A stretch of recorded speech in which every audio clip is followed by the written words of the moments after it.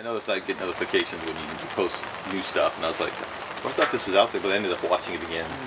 I'll have to confess, I was driving the first time I saw it again. I was like, I was doing it. Yeah. I had this camera sideways on the dashboard. I'm like, oh, it's so good. It's so good. It was really good.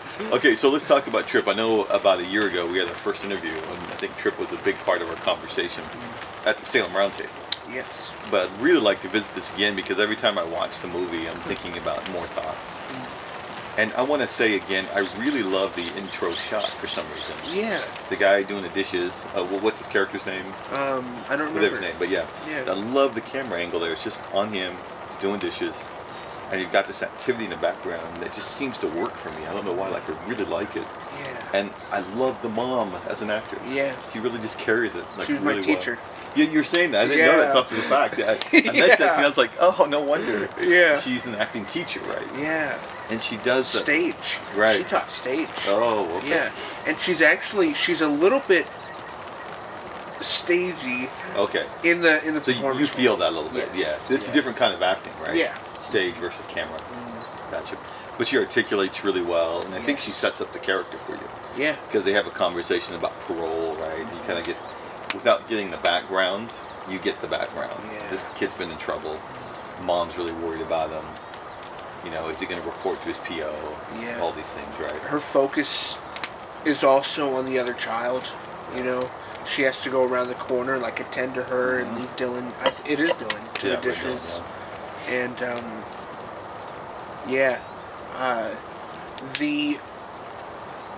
the sister coming in just happened one take. Right. And we said, hold on, before you leave, can you actually do that again? Right, yeah. And just say, hey, Mom, and then, you can leave. Isn't that perfect when that works out? Like, dude! Like, hey, Mom. Yeah. So good. Yeah.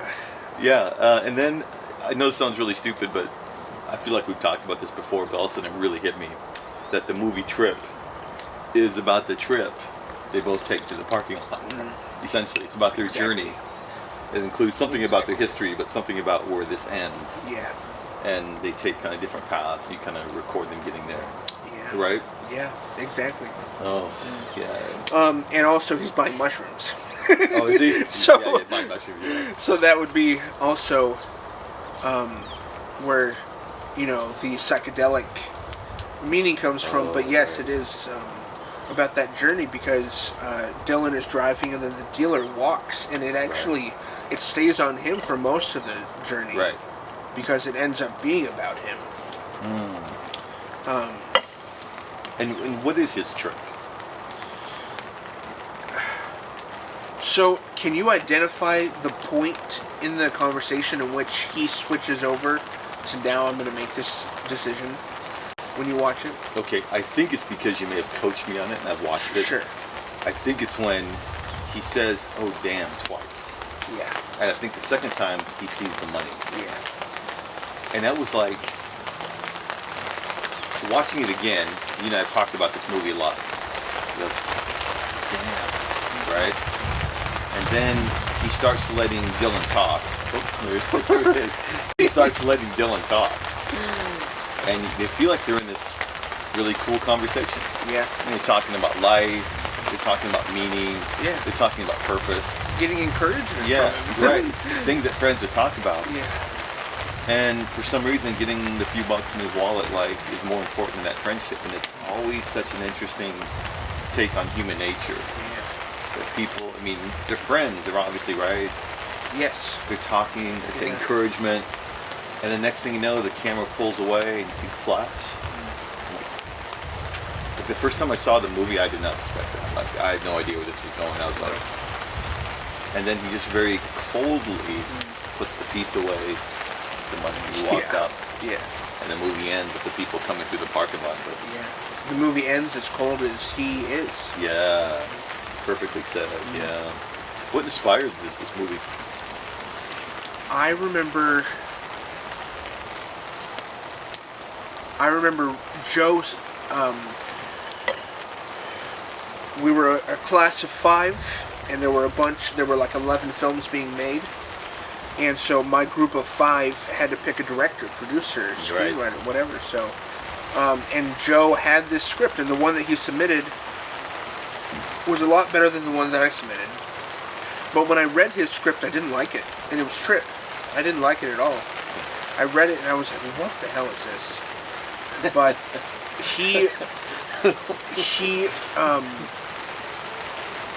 there were a couple movies he recommended, and a couple of those I had already seen.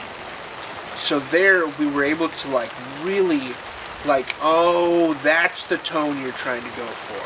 Oh. Now I can see it in the writing.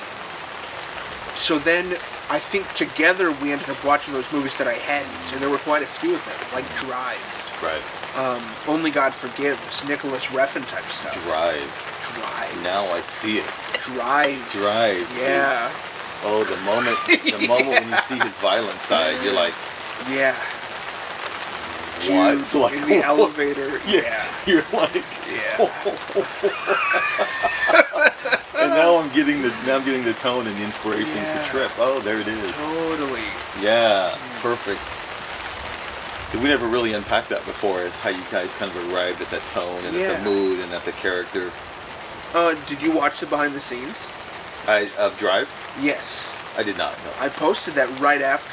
Oh, okay. So you should go back. It's like 7 minutes, but you can watch us make the movie. Oh, behind the scenes Trip. Yeah. Oh, I'll totally check it out. Yeah. Yeah, that's the Drive, yeah. Oh, okay. I will totally check it out. No, thanks for the heads up on that. Totally.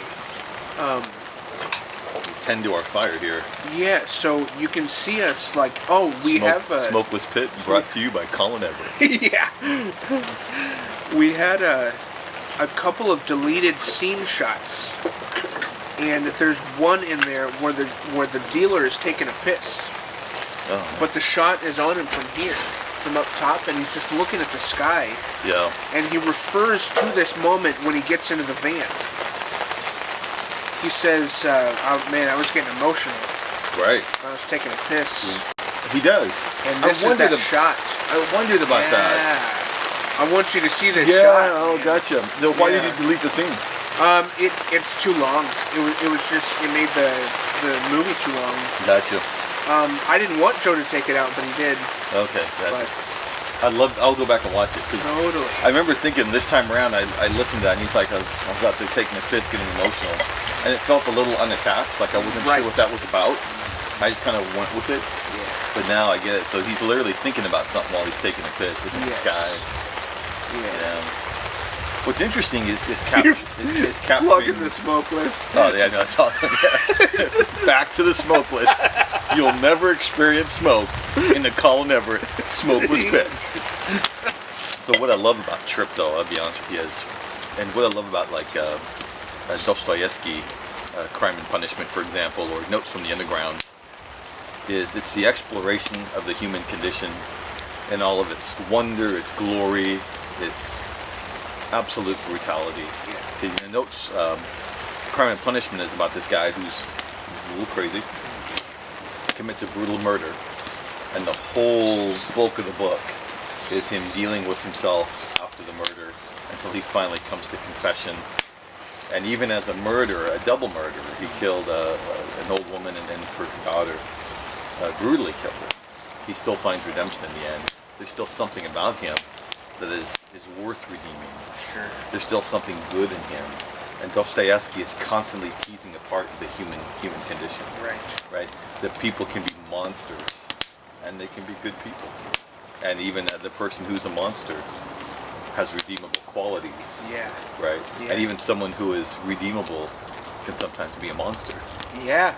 Right? And you're just kind of watching, it's such an incredible book, you just kind of watch this unfold, and every character in there you see, Dostoevsky goes into such detail in these conversations that you're picking up layers and layers and layers of personality and dysfunction and love and hate and vengeance and fear, and you just like, whoa. And I love that about Trip. Right. Because I'm thinking about that character a lot, and he commits this horrible murder. But then there's still this part of me that says, I wonder what's going on with him. And like 25 years from now, will he be in prison, or will he have a wife and a kid? Will he have remorse eventually about this? Yeah, right. I mean, like, we're too quick to pass judgment on who's evil, and who's righteous, and who's good, and who's bad, and yet we acknowledge that was a very, very bad thing to do. Yeah. You know.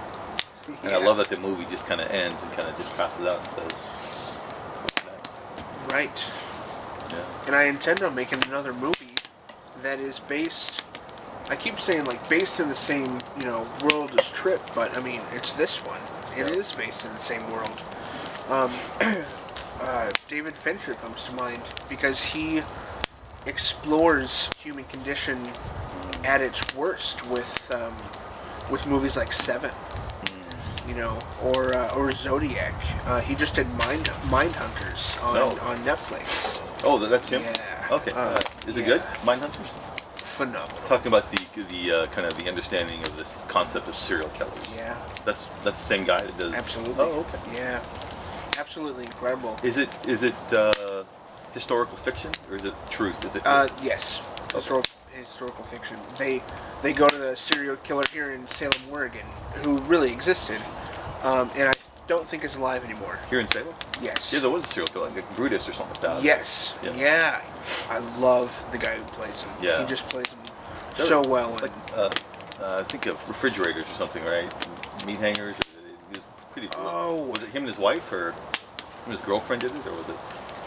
Yeah, he was nasty. He was sadistic. He was, yeah. Yeah. And loved it. Right. And it's about, I don't think the two FBI people in the film or in the series existed. I think it's, fiction in that sense. But I think it is about them coming to the realization that serial killers was Was a real thing. Was a real thing. Oh, Yeah, right. and happening. That's something else I'll have to check out with that series.